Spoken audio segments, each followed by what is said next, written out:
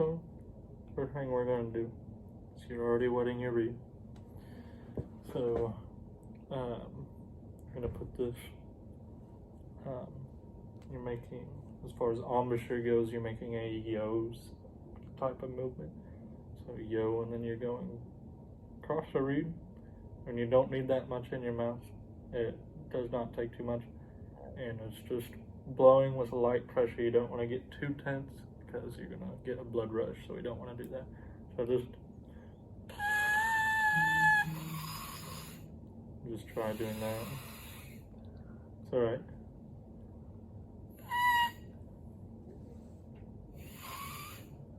Alright, we're getting close. So more of a yo. It looks like you're almost pulling it. You don't want it to be like a clarinet. Alright? Okay. You actually want it more out. You don't want to be, there it goes, a little bit. There's a lot of spit in it too. That sounds like, there we go. Woo. So now remember, you have your little thread facing you. So go ahead and put it in there. And it's really difficult sometimes to get it flat, like to where whenever you come up and you have your keys, that it's actually flat towards you. How like, deep does it go in? It goes until it's firm. You push it in until it's firm. That does not affect the tuning. You affect the tuning. So for oboe, you really have to listen to yourself and know when you're in tune and when you're out of tune. Okay. Because your mouth and the pressure you can apply on the edges determines if you're in tune or not. That one is really hard to adjust going left or right. Oh, so I should take it out. Yeah. So you have to also have to be aware.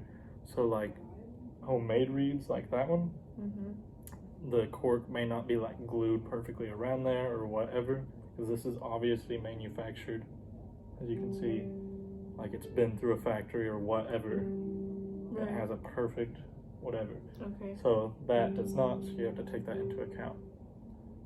Make sure you get it good and push until it's firm. Alright, that looks good. So, and you got that. So you're going to have your first three fingers, left hand on top, covering those holes, same right there. Make sure you are covering the holes. Now there is one thing that is important to be aware of, is that this top one actually has a little pad right there. So you'll have open hole, but it's pad still down, or closed hole and pad down. Okay. So that can actually be the difference between going up an octave or staying down. So that actually, in my opinion, makes almost 3 octave keys. So you have your main octave key. You have another octave key here, if you could look at that.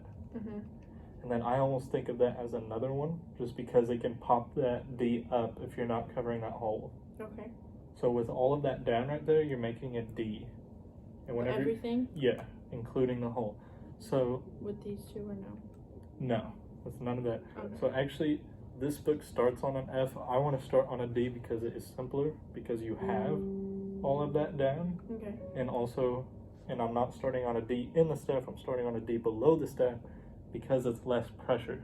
I don't want you pushing it. Okay. Okay, so go ahead, and you're actually coming pretty straight out, not completely straight, but not like a clarinet. So you're actually about right there. You don't need that much in. Okay? So now, just loosely, just try and get a sound out, make sure all your fingers. You're right. Keep trying. Feels so weird. Yeah, I know. It's really weird with the double reed. You're like vibrating in my mouth. Yeah. So let's go ahead and so you have that. Now try going, so right here for an E flat, if we're still down an octave from what the book shows, you're going to an E flat. So using this chart, which isn't a great chart, can you show me where that key would be in your opinion? That one. Yes. Okay. So it's actually the lowest one with your pinky right there. Okay. So go ahead and try and play that note. Again, you're being loose. Is this the half thing at the top? Yes, but see, that's up an octave. Oh, so do cover. Yes. Okay. Sorry. We don't right now because I want to be loose. I'm not wanting to try and push stuff out because of how that can affect yours. So it's not straight down, remember. So you're coming up, you're projecting your sound. So go ahead and try and play that. Loosen up a little bit. Yeah. Make sure you're not covering there. Alright, go ahead and try again.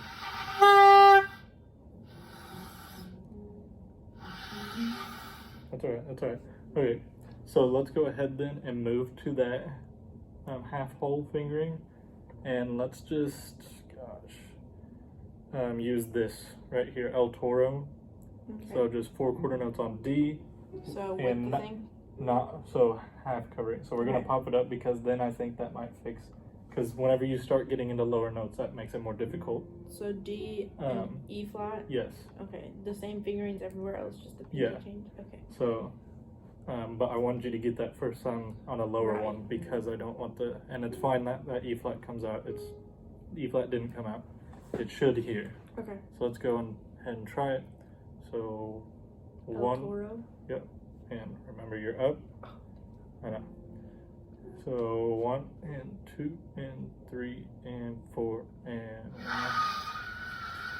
1. Okay. Actually, let's not do that one. Let's do new notes. Okay. It's just for modest. So I'll just give it to you.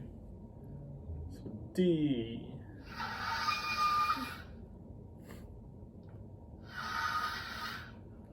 Okay, you're right.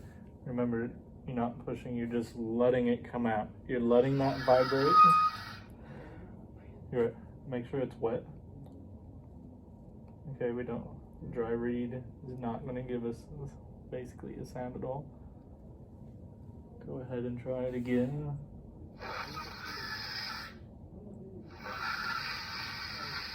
Alright, that's it.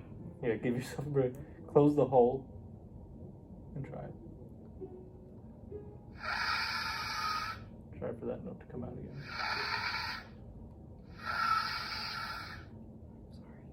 Sorry. It's alright. So.